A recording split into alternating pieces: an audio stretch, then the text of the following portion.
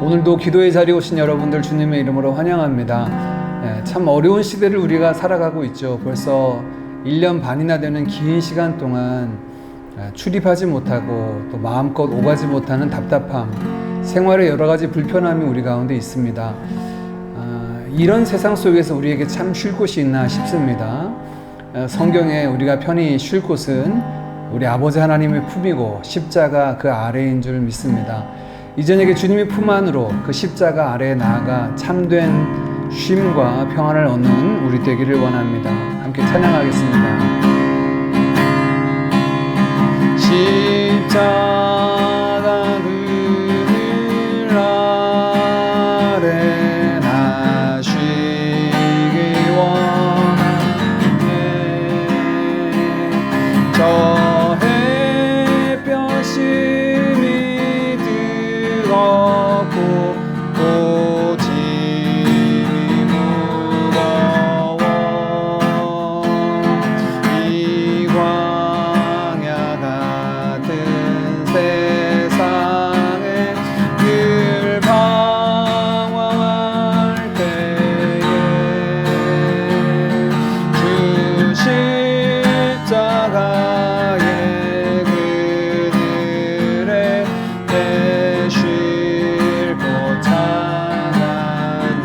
십자가 그늘 십자가 그늘 아래 나 쉬기 원하네. 저 햇볕이 뜨겁고 고집이 무거워 이 광야 같은 세상에 늘 방황할 때 주 십자가의 그늘에 내 쉴 곳 찾았네.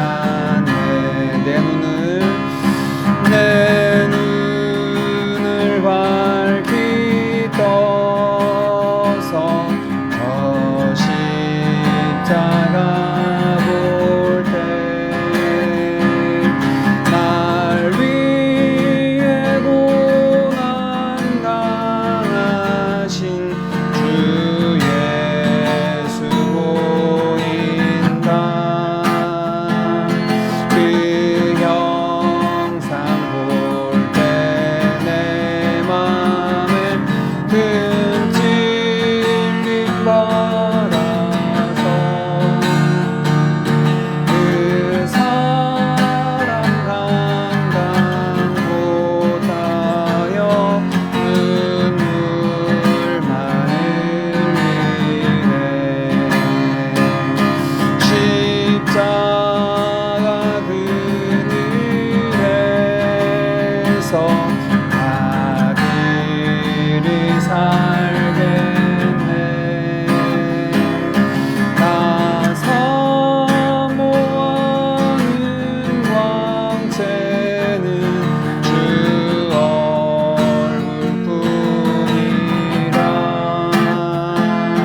이 세상 나를 버려도 나 두려움 없네.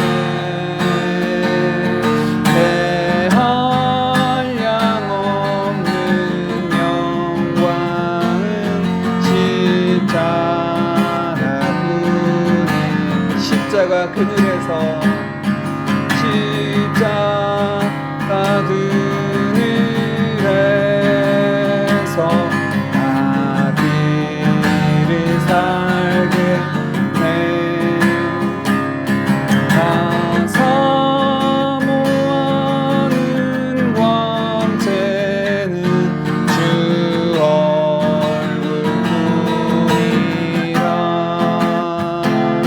이 세상 나를 버려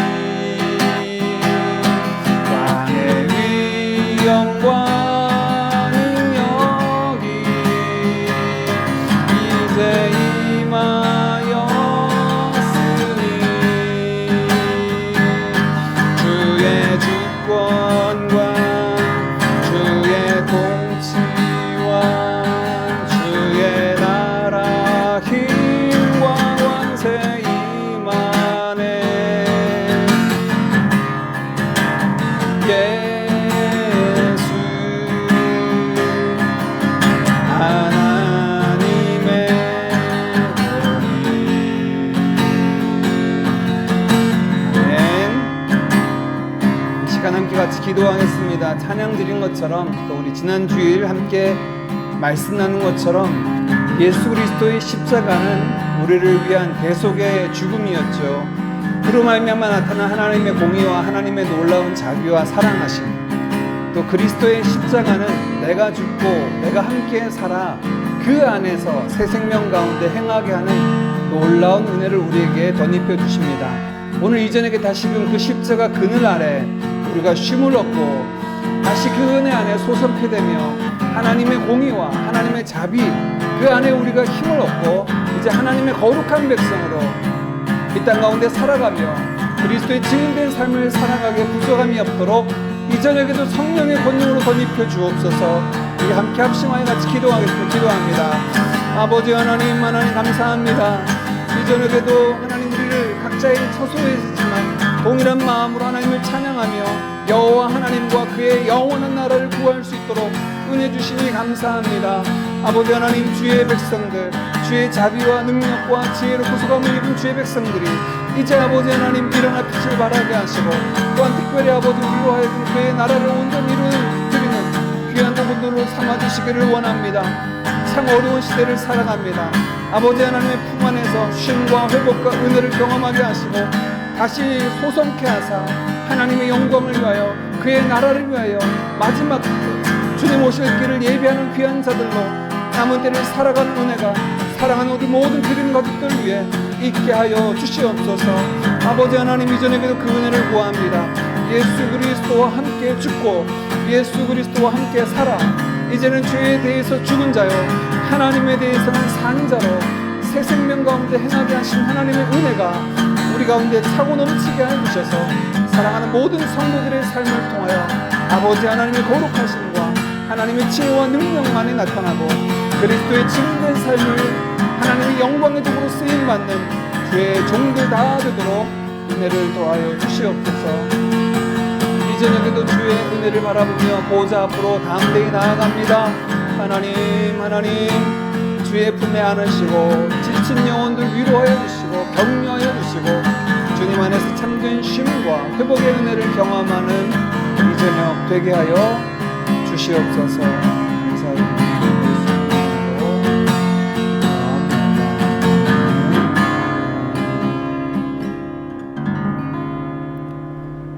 사랑의 아버지 하나님 감사합니다. 이전에게 각자의 처소에서지만 저희가 동일한 마음으로 하나님의 영광 바라보고 주님 그 은혜의 보좌 앞으로 담대히 나아갑니다. 십자가 그 그늘 아래만 우리 아버지 하나님의 품 안에만 참된 쉼이 있음을 저희들 고백합니다. 주님, 이전에게 주의 날개 품 안에 저희들 품어주시고 지치고 상한 영혼들이 위로받고 힘을 얻고 다시금 이 땅 가운데 빛과 소금 된 사명을 감당하며 하나님의 영광을 드러내는 주의 백성들로 살아가게 하여 주시옵소서. 십자가 그 그늘 아래 우리가 있음을 고백하며 하나님의 지혜와 능력으로 이루신 그 놀라운 은혜로 말미암아 아버지 하나님 앞에 의롭다 하심을 입고 이제 우리 모두가 그리스도와 함께 십자가에 못 박혀 죽고 예수 그리스도와 함께 다시 살아 하나님 아버지 앞에 새 생명 얻은 자로 이 땅 가운데 남은 때를 살아가도록 은혜를 더하여 주시옵소서. 우리 안에 허락하신 성령의 놀라운 역사를 따라 날마다 성령 충만함으로 성령의 주장하심을 따라 행하는 자들 되게 하시고 우리가 성령의 권능을 힘입어 남은 때 땅 끝까지 이르러 주의 증인된 사명을 감당하는 우리 모든 드림 가족들 되게 하여 주시옵소서. 이 저녁에도 약속하신 말씀을 의지하여 은혜의 보좌 앞으로 담대히 나아갑니다. 예비하신 은혜로 때를 따라 돕는 은혜로 우리 가운데 허락하여 주옵소서. 감사드리며 예수님의 이름으로 기도하옵나이다. 아멘. 오늘 우리가 함께 나눌 말씀은 마가복음 6장 1절에서 6절까지 말씀입니다. 마가복음 6장 1절에서 6절까지 말씀을 우리 한 목소리로 같이 읽겠습니다. 시작. 예수께서 거기를 떠나사 고향으로 가시니 제자들도 따르니라. 안식일이 되어 회당에서 가르치시니 많은 사람이 듣고 놀라 이르되 이 사람이 어디서 이런 것을 얻었느냐? 이 사람이 받은 지혜와 그 손으로 이루어지는 이런 권능이 어찌 됨이냐? 이 사람이 마리아의 아들 목수가 아니냐? 야고보와 요셉과 유다와 시몬의 형제가 아니냐? 그 누이들이 우리와 함께 여기 있지 아니하냐 하고 예수를 배척한지라.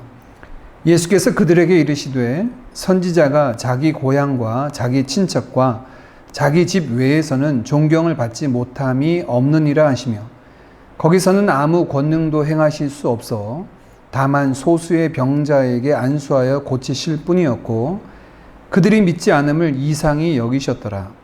이에 모든 촌에 두루 다니시며 가르치시더라. 아멘. 마가복음은 예수님의 갈릴리 사역을 1장부터 8장까지 소개하고 있습니다. 예수님의 그 북부 갈릴리 사역도 1장부터 8장을 크게 세 부분으로 나누어서 예수님의 초기 사역, 중기 사역, 후기 사역으로 이렇게 나누는데요. 예수님의 초기 사역의 특징은 예수님 혼자 사역을 하셨습니다. 가르치시고 고치시고 전파하시는 사역을 혼자 홀로 감당을 하셨죠.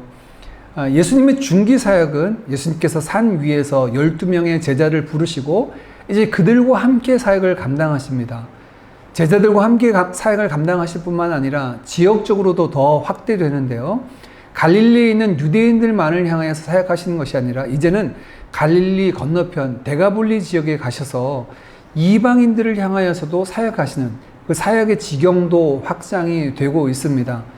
이 중기 사역의 마지막 세 번째 특징이라고 하면 동일하게 가르치시고 고치시고 전파하시는 사역을 했지만 그 능력과 가르침에 있어서 초기 사역에 비교할 수 없을 만큼 분명한 능력들이 나타나는데 그것은 하나님에게만 나타날 수 있는 그런 신적인 권능이 나타납니다. 우리가 지난주에 살펴봤던 것처럼 죽음을 깨뜨리는 그 권세, 바람과 바다조차도 잠잠게 되는 그 권세들, 이런 모든 권세가 바로 이 중기 사역에 나타나서 예수님이 어떤 분이신가, 곧 그분은 참 하나님이시다라고 하는 것을 분명히 우리에게 보여주고 있습니다.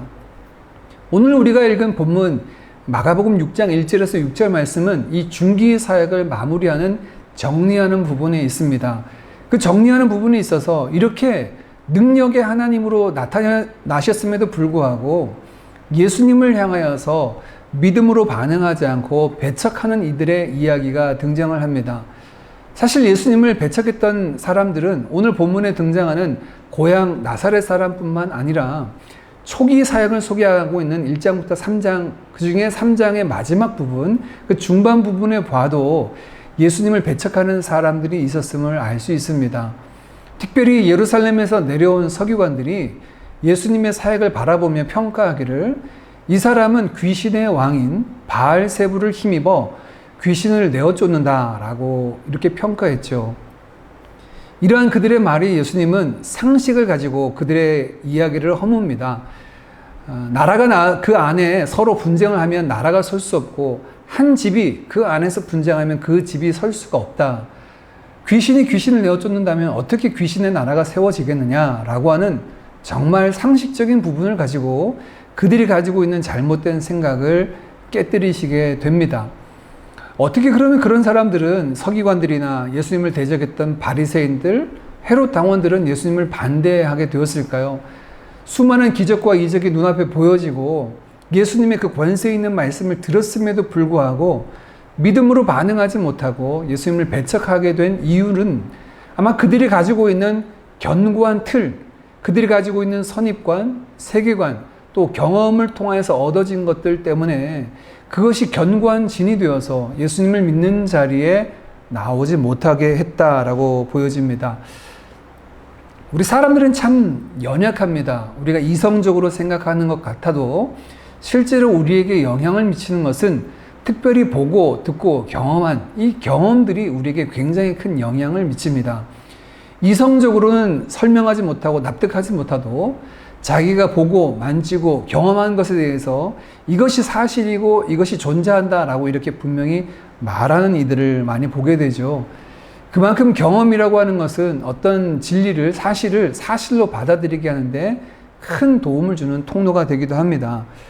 그런데 이런 경험이라고 하는 것들이 사실 우리에게 굉장히 좀 제한적이죠. 신앙에 있어서도 이 경험은 굉장히 필요하고 중요한 역할을 합니다.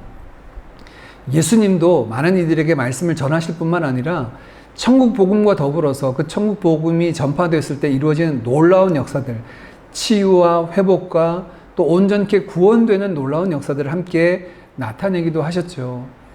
사도행전에 보면 예수님의 수많은 제자들이 복음을 전하며 부활하신 예수님을 전할 뿐만 아니라 그들의 손을 통하여 수많은 표적과 기적이 나타나 그들이 전하는 이 메시지, 복음이 사실임을 증거해서 많은 이들이 믿음의 자리로 나와왔음을 우리는 보게 됩니다. 이렇듯 이 믿음이라고 하는 것들은 진리 안에 믿음으로 나아가게 하는 좋은 발판이 되기도 합니다. 그러나 우리의 이런 경험들이라고 하는 건요, 신앙의 체험이라고 하는 것은 분명히 한계를 가지고 있습니다. 왜냐하면 우리가 체험하는 모든 바가 하나님이 이루시는 모든 역사를 다 체험했다라고 말할 수 없기 때문이죠. 하나님이 세상을 창조하시고 지금에 이르기까지 행하셨던 수많은 역사들을 우리가 모두 다 보고 경험한 것은 아닙니다. 그렇기 때문에 우리가 경험한 그 경험치는 정말로 아주 미미하고 작을 터인데, 이런 경험치를 가지고 하나님의 사역 전부를 마치 이것과 같다라고 평가하기는 어렵지요. 또한 더불어서 우리가 갖는 이해의 한계도 있습니다. 내가 경험한 그것을 통하여 이해하고 판단하는 것조차도 사실 우리의 이해는 온전치 못하기 때문에 바르고 온전하게 판단하기 어렵습니다. 내가 가지고 있는 경험도 너무나 작은 분량에 불과하고, 또한 이 작은 분량의 경험을 가지고 하나님은 이런 분이다, 또 하나님의 역사는 이렇다라고 이해하고 평가하는 데도 역시 한계를 가지고 있기 때문에 우리가 가지고 있는 신앙, 그 체험을 가지고 하나님을 전부 알아간다라고 하는 체험 위주의 신앙을 한다라고 하는 것은 한계가 있을 수밖에 없고, 자칫하면 잘못된 길로 흘러갈 수가 있겠죠. 신앙의 체험은 하나님의 살아계심을 경험할 수 있는 좋은 통로가 되긴 하지만, 그 이후에는 우리는 분명히 살아계신 하나님을, 특별히 그 하나님께서 우리에게 자기 자신을 나타내신 계시의 말씀, 성경을 통하여 하나님을 알아가고 성령의 도우심을 통하여 하나님을 만나고 경험하는 자리에 나아가는 것이 필요합니다. 그래서 우리의 신앙은 체험 위주의 신앙이 아니라 기독교 신앙은 계시 의존적인 신앙이죠. 하나님의 말씀을 의지해서 그 말씀이 진리고 참이고 내 신앙과 삶의 유일한 법이 된다라고 고백하는 것이 우리의 신앙의 내용입니다. 아마 서기관들과 바리새인들도 이런 자신들의 어떤 한계 속에서, 이해의 한계, 자신들의 어떤 신앙의 노선의 한계를 가지고 예수님을 판단하고 생각하다 보니 예수님을 온전히 바라보는데 한계가 있었다라고 이렇게 보여집니다. 이 중기 사역을 보면 예수님께서 분명하게 하나님이신 것이 등장함에도 불구하고 여전히 그 중기 사역의 마지막에 보면 예수님을 믿지 못하고 불신하는 자들의 모습이 등장하는데, 그 대상은 바로 예수님의 고향 나사렛 사람들입니다. 예수님이 오늘 6장 1절 말씀해 보니 그 고향으로 향하였고 제자들도 예수님과 함께 행하였습니다. 이 나사렛이라고 하는 곳은 예수님 당시에는 주목받지 못하는 변방의 한 작은 시골 마을입니다. 지금은 이스라엘을 방문하면 북부 지역의 갈릴리 지경에서 꽤 큰 성읍으로 나사렛이 존재합니다. 멀리서 봐도 꽤 크다라고 한 만큼 느껴지는데요. 마리아가 천사 가브리엘에게 수태고지를 받았던 그 수태고지 교회만 해도 엄청나게 큰 규모로 지어져 있음을 보게 되고, 전 세계 수많은 사람들이 찾아들고 또 그곳에 있는 많은 사람들이 연관되어서 살아가는 것을 보게 됩니다. 그 작은 마을, 예수님 당시 그 작은 마을, 고향 마을로 예수님은 찾아가셨고, 2절 말씀에 보니 안식일이 되어서 회당에서 가르치시게 되었습니다. 2절 말씀을 우리 세번역 성경으로 함께 같이 읽겠습니다. 시작. 안식일이 되어서 예수께서 회당에서 가르치기 시작하셨다. 많은 사람이 듣고 놀라서 말하였다. 이 사람이 어디에서 이런 모든 것을 얻었을까? 이 사람에게 있는 지혜는 어떤 것일까? 그가 어떻게 그 손으로 이런 기적들을 일으킬까? 원문에 조금 더 가깝게 세번역이 번역이 되어서 소개했는데요. 사람들이 예수님이 가르치시는 말씀을 듣고 크게 놀랐다. 많은 사람들이 놀라서 말하게 되었다라고 말합니다. 그들이 말한 것을 특별히 세 가지 질문 형태로 등장하는데요. 우리가 의문문이라고 하는 것은 몰라서 답을 구하기 위해서 묻는 질문이 있기도 하고요. 또는 오늘 본문에 등장하는 것처럼 모르기보다는 감탄의 이야기, 또는 어떤 것이 진리다라고 하는 것을 역으로 보여주기 위해서 사용되는 의문문을 우리는 수사 의문문이라고 이야기합니다. 오늘 본문에는 세 가지의 수사 의문문이 등장을 합니다. 그 첫 번째는 이 사람이 어디에서 이런 모든 것을 얻었을까? 고향 사람이다 보니 예수님이 누구신지 그의 가족들을 소상히 잘 알고 있었죠. 그런데 이 예수님이 과연 그 지혜와 능력을 어디에서 얻게 되었을까 놀랄 정도였다는 겁니다. 예수님의 지식과 그 능력의 출처에 대해서 사람들이 놀라고 감탄했다라는 겁니다. 자, 이 말씀을 보면 그 예수님의 지혜와 능력의 출처에 대한 감탄이 있지만 이 말씀은 역으로 본다면 무엇을 전제합니까? 이들도 예수님이 지혜롭다, 예수님이 능력 있으시다라고 하는 것을 인정하고 있다라고 하는 것을 알 수 있습니다. 과연 이 지혜와 능력이 어디로부터 이 사람에게 주어졌나라고 묻는 것은 예수님에게 그 지혜와 능력이 있다는 것을 인정하는 거죠. 두 번째 수사 의문문 내용은 이 사람에게 있는 지혜는 어떤 것인가? 라고 하는 질문입니다. 이 말들은 그들이 이해할 수 있는 수준 이상의 지혜가 예수님에게 있다라고 하는 것들에 대한 감탄이죠. 이 지혜의 크심에 대한 감탄을 지금 두 번째 수사 의문문을 통해서 이야기합니다. 사실 우리가 가지고 있는 지식이라고 하는 것, 우리가 가지고 있는 개념이라고 하는 것은 우리가 아는 범위 안에서 이루어지는 경우들이 참 많습니다. 예를 들어서 우리가 넓다라고 하는 개념을 가질 때는요, 넓은 바다를 보면서 이게 넓다라는 개념이구나. 또는 파랗고 넓은 하늘을 바라보면서 창공을 바라보면서 이게 넓다라고 하는 개념이구나라고 알게 되죠. 그런데 이런 넓다라는 개념이 어떤 다른 것을 경험할 때 개념 자체가 확장되고 늘어나는 경우가 있습니다. 저의 바로 윗 손윗 동서형님이 미국에서 목회를 하시는데 오래전에 한국에 나오셔서 제가 한국에 있을 때 저에게 들려주신 말씀이 있습니다. 본인이 한국에 있을 때는 넓다라는 개념을 동해 바다를 보면서 참 바다 넓다 이런 개념을 가졌는데 미국에 가서 몇 날 며칠 동부에서 운전해서 서부로 가는데 몇 날 며칠을 운전해도 끝이 없이 펼쳐져 있는 그 길을 바라볼 때 넓다라는 개념 자체가 바뀌었다라고 하는 이야기를 저한테 들려주시더라고요. 제가 그 이야기를 들으면서 이 개념이라고 하는 것이 결국은 우리가 경험한 것, 그 경험치 안에서 갖는 그 느낌과 생각이겠구나라고 하는 생각이 들었습니다. 태평양을 경험해 보지 않은 사람은요, 태평양 바다를 배로 건너보지 않은 사람들은 바다가 넓고 험하다라고 하는 이야기, 그 느낌을 우리가 짐작은 할 수 있겠지만 그것을 건너본 사람들만큼 분명히 알고 담아낼 수는 없겠죠. 그래서 우리나라 속담에도 이런 말이 있습니다. 우물 안 개구리다 라는 말이죠. 우물 안에 있는 개구리는 자신이 가지고 있는 모든 생각과 개념을 겨우 우물 안에 경험한 그 경험치밖에 그것을 넘어설 수 없다라고 하는 이야기입니다. 우리의 시각과 사고가 우리가 경험한 것, 우리가 아는 것을 벗어날 수 없다는 이야기죠. 저는 이 두 번째 이 사람들의 반응, 이 사람의 지혜가 어디로부터 주어졌는가, 무엇인가라고 예수님을 향하여서 감탄할 때, 예수님의 지혜에 대해서 놀랄 때 그들의 반응, 자신들이 알고 경험했던 지혜와는 급이 다른, 수준이 다른 어떤 지혜를 본 겁니다. 그래서 이 사람의 지혜가 과연 어떤 지혜인가, 무엇인가 라고 이렇게 감탄하는 것 아닙니까? 저는 이들의 반응이 충분히 공감이 갑니다.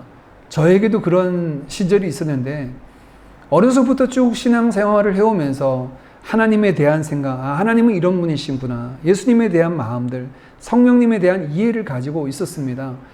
그런데 이제 신학을 배워가며 성경 말씀을 배워가며 갈수록 제게 있어서 하나님의 크심이라고 하는 것, 하나님이 광대하심이다라고 하는 것이 점점 바뀌어지는 것을 알 수 있었습니다. 중고등학교 청소년 시절에 제가 하나님이 크시다라고 할 때 그 크심의 개념과 제가 20대, 30대를 지나서 하나님이 광대하시다라고 하는 그 광대하심에 대한 개념이 완전히 바뀌어졌는데요.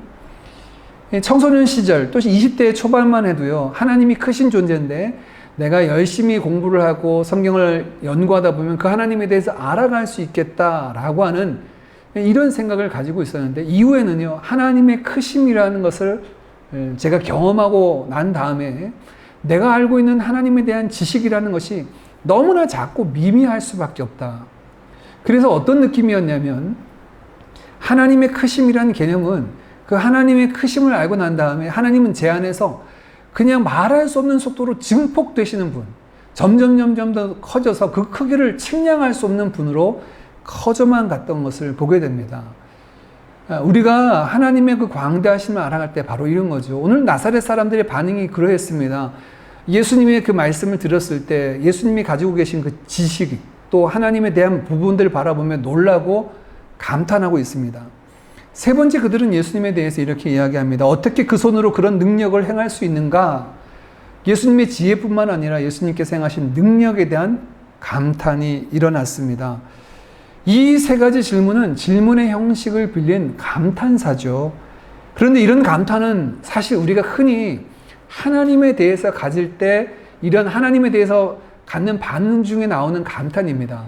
야, 하나님의 이 지혜와 하나님의 능력과 하나님의 은혜와 하나님의 사랑과 하나님의 공의가 도대체 어디로부터 비롯됐고 얼마나 크고 얼마나 확실한 것인가, 감탄하고 놀라게 되는 거죠. 하나님의 지혜, 하나님의 능력도 역시 마찬가지입니다. 그런데 이렇게 놀라는 반응뿐만 아니라 또 다른 반응이 존재했습니다. 3절인데요. 3절도 우리가 번역으로 함께 같이 읽겠습니다. 시작. 이 사람은 마리아의 아들 목수가 아닌가? 그는 야고보와 요셉과 유다와 시몬의 형이 아닌가? 또 그의 누이들은 모두 우리와 같이 여기에 살고 있지 않은가? 그러면서 그들은 예수를 달갑지 않게 여겼다. 이어진 3절에도 두 개의 수사 의문문이 등장을 합니다. 첫 번째는 그는 목수이고 마리아의 아들, 야고보와 요셉과 유다와 시몬의 형제가 아닌가? 이것이 첫 번째 수사 의문문입니다. 두 번째 수사 의문문은 그의 여동생들은 지금 우리와 함께 살고 있지 않는가? 아마 그 동네에 누군가와 결혼해서 살고 있었겠죠. 이렇게 예수님이 행하셨던 일들, 예수님이 이전에 행하셨던 그 직업군인 목수라고 하는 것, 그리고 예수님의 가족들, 그 혈육에 관한 이야기들을 가지고 예수님을 바라보면서 예수님을 달갑게 여기지 않았다라고 세 번역은 이야기하는데, 이 부분은 개역 성경이 조금 더 원문에 가깝게 번역된 것 같습니다. 예수님을 배척하게 되었다라는데요. 이 배척하다라고 하는 단어를 원어 성경에는 스칸달리조라고 하는 단어로 쓰고 있습니다. 스칸달리조라는 말은 영어의 스캔들이라고 하는 말의 어원이 되는데요. 스캔들이라고 하는 말과는 조금 더 사뭇 그 의미는 다릅니다. 이 스칸달리조, 배척하다라고 하는 오늘 본문의 단어는 충격을 주어서 걸려 넘어지게 하다, 또는 감정적으로 어떤 것을 거절하고 거부하다라고 하는 의미를 가지고 있습니다. 아마 오늘 본문 말씀은 이 두 가지 의미를 다 포함하는 것 같습니다. 이 스칸달리조 가운데 이들이 충격을 받았죠. 분명히 예수님이 행하셨던 말씀과 권능을 통하여 놀랍기는 하지만 이 사람은 마리아의 아들, 목수가 아닌가, 그의 형제와 자매를 우리가 다 알고 있지 않냐? 라고 하는 것을 통하여 걸려 넘어졌다. 또 두 번째 의미, 배척하게 되었다, 거절하게 되었다 하는 두 가지 의미가 다 있는 것 같습니다. 이들은 예수님이 행하셨던 놀라운 기적과 능력, 그리고 전하셨던 말씀을 통하여 크게 놀라워하긴 했지만 믿음의 자리에 이르지 못했습니다. 그들을 향한 예수님의 평가가 4절입니다. 예수께서 그들에게 이르시되 선지자가 자기 고향과 자기 친척과 자기 집 외에서는 존경을 받지 못함이 없느니라 하시며, 예수님은 이 당시 많은 사람들이 알고 있는 속담을 인용하셔서 설명하고 계십니다. 이 속담들은 유대와 헬라 문화의 그 문헌들 가운데 여러 가지 형태로 등장을 합니다. 그 중에 초대교회 신학자였던 크리소스톰이라고 하는 분은 이렇게 소개하고 있는데요.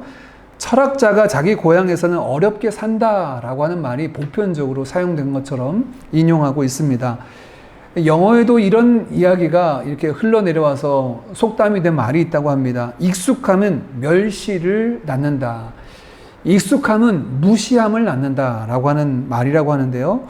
익숙하다라고 하는 것은 가치 있고 귀하게 여기지 못하고 멸시함을 받고 무시함을 당한다라는 말입니다. 이들은 예수님이 어떤 분이신지 알 수 있는 기회와 여건들이 바로 눈앞에 펼쳐졌음에도 불구하고 이미 그들이 알고 있었던 여러 가지 예수님에 대한 정보가 걸림돌이 되어서 믿음의 자리에 나아가지 못하게 된 거죠. 이들과는 조금 색깔이 다르긴 하지만 이런 경우를 저는 사역하면서 왕왕 보게 됩니다. 그 익숙함에 관한 이야기죠. 보통 말씀에 대해서 나는 다 알고 있다, 익숙하다, 잘 안다 라고 생각하는 분들이 가만히 보면 말씀을 깊이 보려고 하지 않습니다. 그 말씀 내가 어려서부터 잘 알고 들었고 그래서 잘 알고 있다라고 생각해서 설교 때나 아니면 말씀을 읽고 묵상할 때 주의 깊게 살피지 않는 경향이 있습니다. 함께 훈련하시지요. 함께 말씀을 나누면 좋겠습니다. 라고 청할 때 목사님 그것은 제가 다 알고 있고요. 제가 이전 교회에서 이런저런 훈련도 받았고 어느 목사님으로부터 제가 가르침도 받고 어느 누구 목사님으로부터 선교사님으로부터도 제가 말씀을 따로 이렇게 받기도 했습니다. 그런 말씀 제가 다 잘 알고 있습니다. 라고 이렇게 말하는 분을 종종 보게 됩니다. 이런 분들이 오늘 본문에 등장한 분들과 비슷한데요. 본인이 가지고 있는 선지식, 즉 익숙함이 사실 진리 가운데 더 깊이 나아가게 하는데 걸림돌이 되고 방해가 되는 거죠. 사실 저는 그 반대의 경험을 많이 합니다. 자주 하게 되는데요. 말씀을 전하고 가르치는 자로 성경 말씀을 볼 때마다 이 말씀은 처음 본다는 말씀은 거의 없습니다. 여러 번 읽었고 또 가르치기도 하고 전했던 말씀이기도 합니다. 그런데 그런 말씀을 가르치고 전하기 위해서 다시금 자세히 살필 때마다 늘 그 말씀은 새로운 말씀으로 저에게 다가옵니다. 그 속에서 하나님의 그 살았고 운동력 있는, 생동력 있는, 활력 있는 하나님의 말씀으로 다가와서 늘 제 영과 혼과 관절과 골수를 찔러 쪼개며 마음과 생각을 감찰하시는 하나님의 말씀으로 경험되고 있습니다. 익숙함을 벗어던지지 않다면요. 내가 잘 알고 있다. 내가 이미 그것은 다 알고 있고 신경 쓰지 않아도 된다라고 하는 그 익숙함을 벗어던지지 않는다면 오늘 나사렛 사람들, 이 예수님의 고향 사람들처럼 예수님의 그 진면목을 경험하고 하나님의 하나님 되심, 하나님의 그 광대하심과 영광스러움을 경험하는 그 자리에 이를 수가 없습니다. 언제든지 우리는 하나님의 말씀 앞에 섰을 때 익숙함을 벗어 던져야 됩니다. 오늘도 그 말씀을 통하여서 새롭게 말씀하신 하나님, 그 단어 한 단어, 어절 하나하나를 통하여 우리에게 다가오시고 말씀하시는 그 성령의 세미한 음성을 듣기를 힘쓰고 애쓰는 자가 결국 하나님 말씀 앞에 그 하나님의 광대하심을 느끼는 자리, 경험하는 자리에 이르게 될 줄 믿습니다.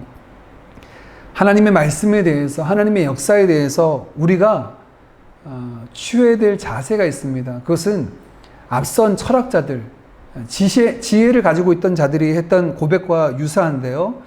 철학자 소크라테스는 이런 말을 했다고 합니다. 내가 아는 것은 내가 모른다는 사실이다. 내가 아는 것은 내가 모른다는 사실이다. 이런 말은 그가 겸손을 가장해서 자신은 겸손하다라는 걸 보여주기 위한 이야기가 아니라 정말 자기 자신이 어떤 존재인지를 바르게 이해하는 것에서부터 실제로 변화와 진리를 받아들이고 경험하는 것은 출발합니다. 말씀도 마찬가지입니다.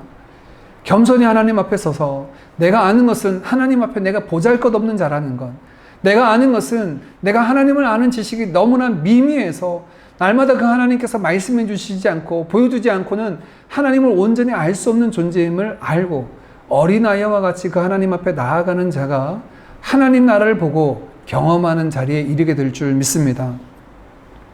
나사렛 사람들 모두가 이렇게 예수님에게 반응한 것은 아닙니다. 모두가 예수님을 거절하는 것은 아니고 그 중에 소수는 예수님께 나와 믿음으로 반응할 때 예수님께서 그들 위에 손을 얹고 기도하심으로 병이 나아집니다. 5절입니다. 거기서는 아무 권능도 행하실 수 없어 다만 소수의 병자에게 안수하여 고치실 뿐이었다. 5절 말씀 보니까 마치 예수님의 사역이 사람들의 믿음에 의해서 제한받는 것처럼 오해될 수 있어 보입니다.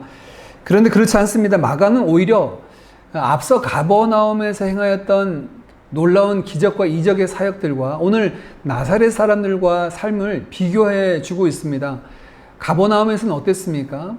12의 혈루증 앓던 여인이 예수님이 자기 자신을 향하여 오지 않고 예수님이 그 여인을 향하여 말씀하지 않아도 내가 가서 붙잡아도 낫겠다는 그 믿음으로 말미암아 병이 나음을 입고 구원에 이르는 은혜를 경험하게 됩니다. 회당장 야이로의 12살 된 딸은 죽었다가 다시 살아나는 역사를 경험하게 되는데 역시 그것도 두려워 말고 믿기만 하라 하시는 예수님의 말씀에 믿어 순종한 결과로 나타나는 거죠.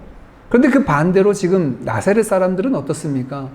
예수님을 향하여 믿음으로 반응하지 않아서 예수님께서 그들 가운데 나타나신 어떤 구원의 역사와 치유의 역사가 없고 단지 믿음으로 나오는 소수에게만 손을 얹고 나음을 입게 하는 역사를 보게 됩니다. 지금 무엇을 우리에게 보여주고 있습니까? 오늘 본문 말씀은 하나님의 구원의 역사, 하나님의 놀라운 역사가 믿음이라고 하는 통로를 통하여 이루어지고 있다라고 하는 사실을 분명하게 우리에게 보여주고 있습니다. 오늘 본문 말씀은 참 아이러니하게 마치고 있습니다. 예수님께서 예수님을 배척하고 이상하게 여기는 사람들을 오히려 믿지 않는 이들을 이상하게 여기셨다라고 말하는데요. 6절 말씀입니다. 그들이 믿지 않음을 이상히 여기셨더라. 여기서 이상히 여기다라는 말은 사우마조라고 하는 헬라어인데요.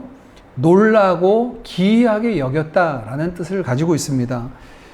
예수님께서 오히려 믿지 않는 자들을 이상하게 여겼다라고 말씀하는 거죠. 사실 이 말씀은 오늘날도 우리가 볼 수 있는 광경입니다. 많은 이들이 예수를 구주로 믿고 살아가는 우리들을 이상한 사람으로, 이상한 눈으로 봅니다. 어찌 저런 것을 믿느냐라고 이렇게 좀 이상하게 여기는 분들도 계십니다. 그런데 성경은 무엇이라고 말하냐면 우리가 이상한 것이 아니라 믿지 않은 이들이 이상한 것이다 라고 오늘 예수님의 반응을 통하여 소개하고 있습니다. 왜냐하면 하나님이 이미 인간 본성 안에 하나님을 찾고 알만한 것들을 나타내시고 심거 주셨습니다. 그리고 온 우주 만물에 분명하게 하나님의 영원한 신성과 능력이 나타나는 것을 밝히 보이셨습니다. 또한 예수 그리스도의 십자가와 부활을 통하여 우리의 구원을 이루셨고 그것을 한치의 오차도 없이 말씀에 기록하셔서 우리에게 전달해 주심으로 분명히 하나님의 계획과 역사가 무엇인지를 알려주셨습니다. 그럼에도 불구하고 믿지 않는 것이 이상한 것이죠. 오히려 믿지 않는 이들의 모습을 보면 믿지 않는 이유를 여러 가지 이유와 여러 가지 핑계를 갖고 거부하고 믿지 않는다라고 이렇게 보여집니다. 믿는 우리를 이상하게 여기는 게 아니라 자신이 믿지 않는 이유가 뭐냐, 거절하는 이유에 대해서 이렇게 나열하는 경우들을 보게 되는 거죠. 그게 이상한 것입니다. 하나님이 알만한 것들을 우리에게 나타내 주셨고 말씀을 통해 계시하셨고 세상 만물 가운데 분명히 나타남에도 불구하고 그건 아니다라고 지금 손살에 치는 것이죠. 믿는 것이 이상한 것이 아니라 이렇게 보이시고 알리시고 전해주셨음에도 불구하고 믿음으로 반응하지 못하는 것이 이상하고 기이한 것이다 라고 주님은 말씀합니다.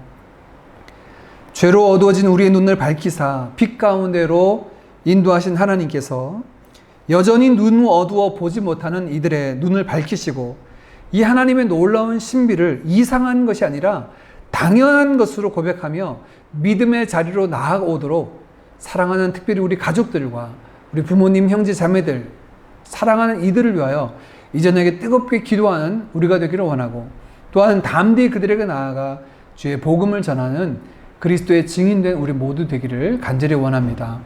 함께 찬양하고 기도하겠습니다. 우리 말씀 나누는 것 가지고 함께 찬양하고 그 말씀 붙잡고 기도의 자리로 나아가겠습니다. 함께 찬양합니다. 세상은 들리고 사람들은 변하여도 나는 주를 섬기리.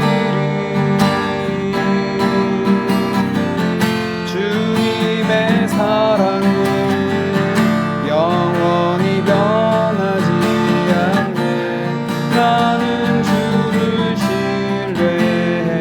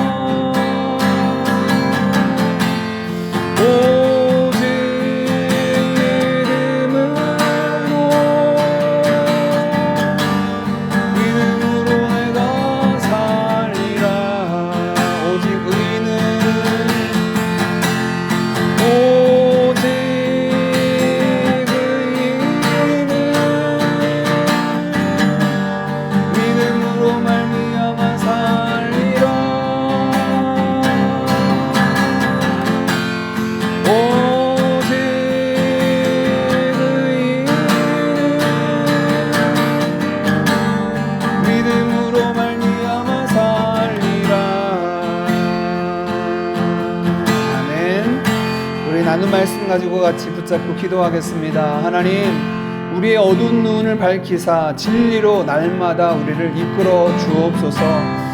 아버지 하나님, 우리의 교만함과 어리숙함, 또한 익숙함을 떠나서 날마다 하나님의 말씀을 듣고 주를 아는 일에 힘쓰며 또 그 자리에 자라가는 우리가 되게 하여 주시옵소서. 특별히 아직까지 믿지 않는 우리 가족들을 주님께 올려드립니다. 저희의 어두운 눈을 밝혀주시고 진리 안에 자유함을 얻도록 생명을 누리도록 인도하여 주옵소서. 우리 말씀 붙잡고 함께 같이 기도하겠습니다. 기도합니다. 살아계신 아버지 하나님, 감사합니다. 하나님, 이 저녁에도 아버지 하나님 말씀을 통하여 하나님 믿음으로 나오는 자들과 하나님 아버지, 저들이 가지고 있는 모든 어두움 때문에, 선입견 때문에, 어리석음 때문에, 익숙함 때문에 주님 앞에 믿음으로 서지 못하는 안타까운 이들을 만나게 됩니다. 하나님 아버지, 이 저녁에 우리의 어두운 눈을 다시금 밝혀주시고 날마다 우리를 진리로 이끌어 주옵소서. 주의 말씀 진리임을 고백합니다. 진리의 말씀으로 우리를 밝히시고 진리 되신 우리 그리스도께로 날마다 이끌어 주셔서 하나님 신자된 우리의 모든 삶이 하나님의 진리의 말씀 위에만 정확하고 불변하는 변함없는 하나님의 말씀 위에만 우리의 삶이 있게 하여 주시옵소서. 아버지 하나님, 우리의 교만함과 어리석음, 또 익숙하다 생각하며 내가 다 알고 있겠다 생각한 모든 것들에서 떠나가게 하시고 이제는 하나님 말씀을 듣고 아는 일에 힘쓰는 자 되게 하시고 예수 그리스도의 장성한 분량에 충만한 데까지 이르도록 힘쓰는 자들 되도록 인도하여 주시옵소서. 아버지 하나님, 특별히 아직 믿지 않는 우리 가족들을 주님 앞에 올려드립니다. 저들의 눈을 밝혀주시고 진리 안에 자유함을 얻도록, 진리 안에 참 생명을 얻도록 인도하여 주시옵소서. 하나님, 진리를 알지니 진리가 너희를 자유케 하리라 하신 하나님의 말씀대로 하나님 아버지, 먼저 믿은 우리들을 통하여 또 주의 신실한 사람들을 통하여 사랑하는 우리 부모님들, 형제 자매들, 우리 친지와 가족들, 친구들, 우리 지인들, 사랑하는 이들 가운데 주의 복음이 흘러가게 하시고 오직 의인은 믿음으로 말미암아 살리라는 것 같이 믿음으로 생명을 얻는, 믿음으로 살아가는 은혜들이 저들의 삶 가운데 풍성히 누려지도록 주님 축복하여 주시옵소서. 오 하나님 인도하여 주시옵소서. 주님 인도하여 주시옵소서. 아멘. 우리 어려움에 처한 조국 대한민국과 이 땅 싱가포르, 또 우리 형제자매들을 위해서 기도했으면 좋겠습니다. 싱가포르와 한국의 바이러스의 확산을 막아주시고 속히 안정을 허락하여 주시옵소서. 사람들이 불안해하지 않고 지치지 않고 낙심하지 않고 삶의 감사를 회복할 수 있는 그 은혜를 더하여 주시옵소서. 하나님, 긴급히 한국을 방문해야 하는 많은 분들이 있습니다. 우리 교우들 가운데도 부모님이 연약하고 편찮으셔서 형제자매의 질병과 어려움 때문에 가서 격려하고 만나고 위로하고 교제해야 할 상황이 놓여있는데 갈 길이 막혀있는 모든 상황, 주님 이 모든 것들 가운데 역사해 주셔서 길이 열려지게 하셔서 어려운 때 서로 만나 위로하고 격려할 수 있는 은혜들이 있도록 인도하여 주옵소서. 이제 출산을 앞두고 있는 우리 한지연 자매님 순산하도록, 또 하나님께서 이 땅 가운데 허락하신 귀한 생명이 하나님께서 두시는 그 은혜와 사랑 안에서 키가 자라고 지혜가 자라며 하나님과 사람 앞에 사랑받는 귀한 영혼 되게 하시고 가정의 기쁨이요 하나님께는 영광이요 많은 이들에게는 감사의 제목되는 귀한 딸 되도록 우리 출산과 산모와 아이를 위해서 같이 기도했으면 좋겠고요. 더불어 우리의 환우들이 있습니다. 연약한 우리의 부모님들 올려드립니다. 주님 붙잡아 주시고 치유자로 만나 주옵소서. 해외의 어려운 지역에 있는 우리 자녀들도 있습니다. 미국에, 일본에, 한국에 떨어져 있는 우리 모든 자녀들, 저들의 삶을 지켜주시고 보호하여 주시옵소서. 우리 형제자매들을 놓고 함께 같이 기도합니다. 아버지 하나님 감사합니다. 이전에도 우리의 소망 되신 주님 바라보게 하시니 감사합니다. 사방이 우겨쌈을 당하여도 우리가 낙심하지 않을 이유는 여호와 하나님이 우리와 함께 하시고 우리 중에 거하시고 또 우리가 주님 안에 거하셔서 거하기 때문에 하나님 두려워하지 말라 말씀하신 그 말씀대로 이루어짐을 믿습니다. 두려워 말라, 놀라지 말마. 내가 너의 하나님이 되리라. 내가 너를 굳세게 한다. 참으로 나의 의로운 오른손으로 너를 붙들리라 말씀하신 아버지 하나님, 우리가 물 가운데 지날지라도 물이 우리를 침몰치 못하고 불 가운데 지날지라도 불이 사르지 못할 것은 여호와 하나님이 우리를 지키시고 돌보시는 은혜인 줄 믿습니다. 이 땅 가운데 있는 삶뿐만 아니라 우리의 영생을 허락하신 하나님, 그 하나님의 놀라운 계획이 변치 않고 실패하지 않고 이루어짐을 믿습니다. 특별히 아버지 하나님, 고통 중에 있는 열방, 한국과 이 싱가포르 땅을 주님 앞에 올려드립니다. 아버지 하나님, 주께서 주의 백성들이 여호와께 얼굴을 구할 때 주께서 이 땅을 고치시며 우리의 죄를 사하시는 말씀하신 아버지 하나님, 이 땅을 고쳐 주시옵소서. 아버지 하나님의 능하신 손에 올려드립니다. 하나님, 주관하여 주시옵소서. 우리의 소망 되신 아버지 하나님, 이 모든 것들을 조성하시고 그 기쁘신 뜻 가운데 주관하신 아버지 하나님의 선한 뜻, 그 은혜가 아버지 하나님 이 땅 가운데 속히 이루어지도록 간구합니다. 아버지 하나님, 은혜를 베풀어 주시옵소서. 특별히 아버지 하나님, 급한 일로 부모님을 배워야 하고 위로하고 격려해야 될 많은 상황, 하나님 아버지 이 땅 가운데 있으며 갖지 못하는 안타까운 마음의 덜파 아버지 하나님, 눈물 흘려 기도하는 사랑하는 형제자매들의 그 기도를 주님께서 들으시고 이제 아버지 하나님 이 모든 상황 가운데 갈 길이 열려지게 하시고 아버지 하나님 서로 위로하고 격려하고 함께 손 붙잡고 기도할 수 있는 은혜가 우리에게 허락될 수 있도록 주님 붙잡아 주시옵소서. 이 어려운 때에 아버지 멀리 떨어져 있는 우리의 자녀들도 있습니다. 미국에 있는 우리의 자녀들이 있습니다. 일본에 떨어져 있는 우리 지웅이 있습니다. 하나님 아버지, 한국에 구멍에 떠있는 우리 아이들도 있습니다. 어디에 있건 그들의 형편과 처지 가운데 하나님께서 그들의 선한 목자가 되어주시고 하나님께서 그들의 우편의 그늘 되어주시며 자들의 공급자가 되어주시고 인도자가 되어주시고 하나님 아버지, 저들의 삶의 주인 되셔서 그들의 모든 것들을 통하여 하나님 영광 얻으실 줄 믿습니다. 주님, 이제 출산을 앞두고 있는 우리 형제자매를 주님 붙잡아 주시고 순산하도록 그 모든 과정 가운데 하나님 간섭하여 주시고 이 일을 통하여 우리가 생명의 역사를 보게 하시고 하나님이 이 땅 가운데 하나님의 역사의 가정 가운데 주시는 그 기업과 기쁨과 감사를 보고 함께 기뻐하고 즐거워하는 우리 믿음의 공동체 되게 하시며 또 하나님께서 귀한 생명이 이 땅 가운데 제 삶이 시작될 때 그 시작부터 하나님의 은혜로 출발되게 하시고 아버지 하나님의 자녀로서 이 땅 가운데 믿음의 삶을 온전히 살아갈 수 있도록 귀한 어린 딸을 주님 붙잡아 주시고 그 생명을 주의 품 안에 안아주시고 인도하여 주시옵소서. 하나님을 경외하는 지혜로운 영혼 되게 하시고 어디서건 하나님을 예배하는 귀한 딸 될 수 있도록 주님 축복하여 주시옵소서. 특별히 형제 자매의 어려운 부분들, 질병으로 고통받고 있고 소망을 잃어가고 답답한 상황에 놓여있는 우리 모든 형제 자매들, 그 모든 답답함을 안고 하나님 앞에 내 마음을 쏟아놓습니다. 아버지 하나님, 우리의 기도를 들으시고 주님 약속하신 말씀대로 환난 날에 만날 큰 도움이 되어 주옵소서. 주님만이 우리 가운데 힘이시오. 주님만이 우리의 반석이심을 고백합니다. 다윗의 인생 가운데 만나주셨고 우리 인생 가운데 만나주시고 하나님의 역사를 보게 하여 주시옵소서. 오 하나님, 우리 마지막으로 교회와 선교지를 위해서 기도하겠습니다. 우리 개인 기도의 제목을 안고 기도하겠습니다. 준비된 하반기의 모든 사역을 통하여서 일어나 빛을 발하는 우리 교회 되게 하시고 하나님 나라를 온전히 이루어가는 우리 드림 교회 되게 하여 주시옵소서. 우리 한 명 한 명 예수의 제자로 온전히 세워지게 하시고 가서 제자 잡는 살인까지 이룰 수 있도록 자라갈 수 있도록 우리를 사용하여 주시고 훈련시켜 주시고 부족한 것들 채워주시고 주의 영광 위하여 사용하여 주시옵소서. 우리 선교제를 위한 기도 제목은 태국에 있는 나안이라고 하는 지역에 선교하는 우리 이준호 조선인 선교사 기도 제목 안고 기도합니다.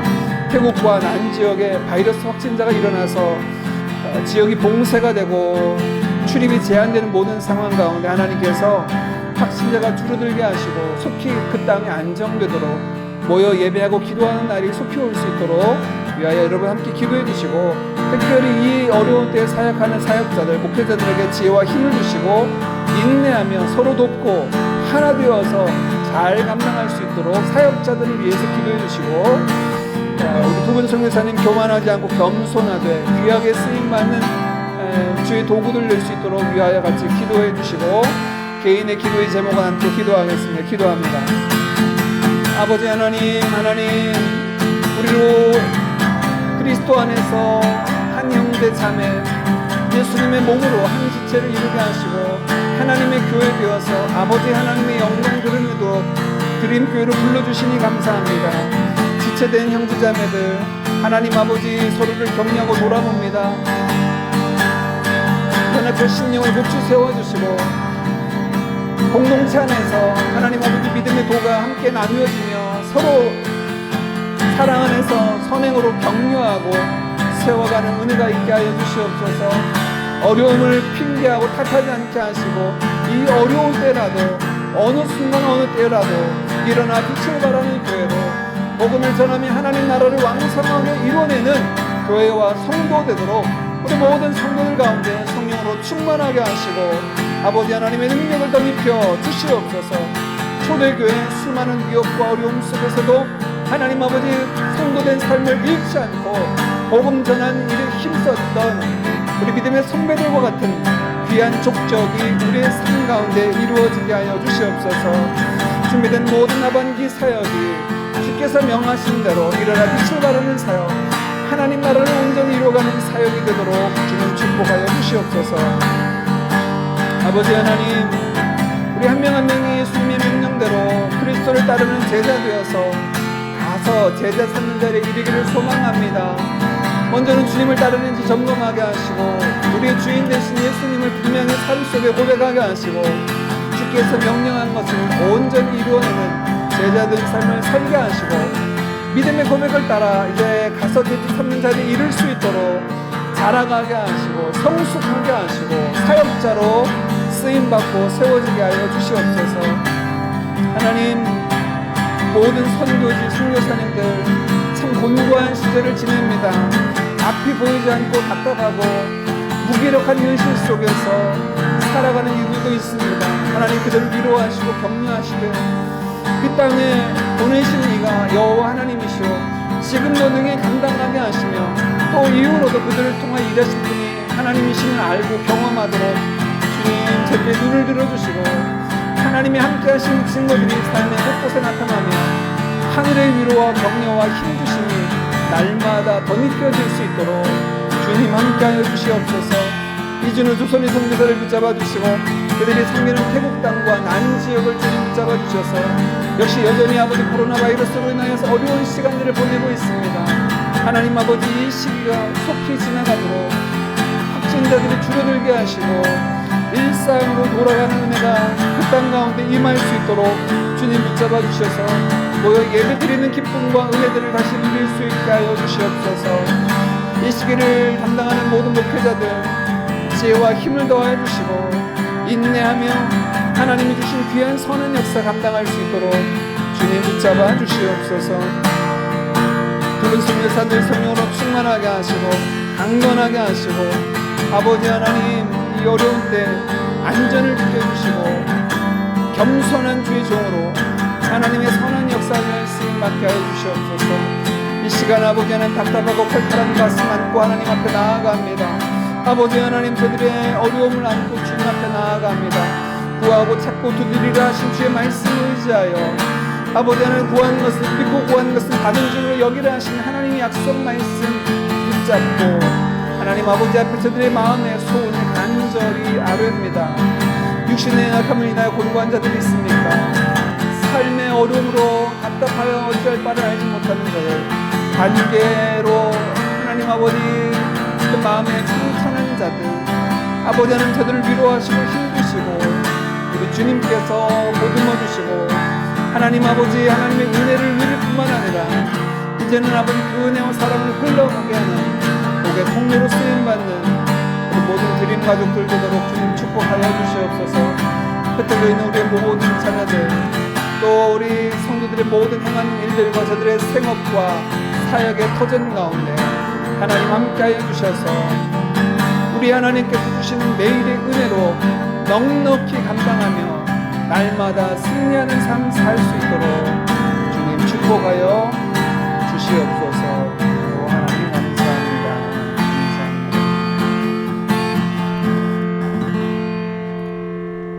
이 모든 말씀 우리 주 예수님의 이름으로 기도하옵나이다. 아멘. 우리 주님이 가르쳐 주신 기도로 함께 기도함으로 수요 예배 마치겠습니다. 하늘에 계신 우리 아버지여, 이름이 거룩히 여김을 받으시오며 나라의 임하옵시며 뜻이 하늘에서 이룬 것 같이 땅에서도 이루어지이다. 오늘날 우리에게 일용할 양식을 주옵시고 우리가 우리에게 죄 지은 자를 사하여 준 것 같이 우리 죄를 사하여 주옵시고 우리를 시험에 들게 하지 마옵시고 다만 악에서 구하옵소서. 대개 나라와 권세와 영광이 아버지께 영원히 있사옵나이다. 아멘. 오직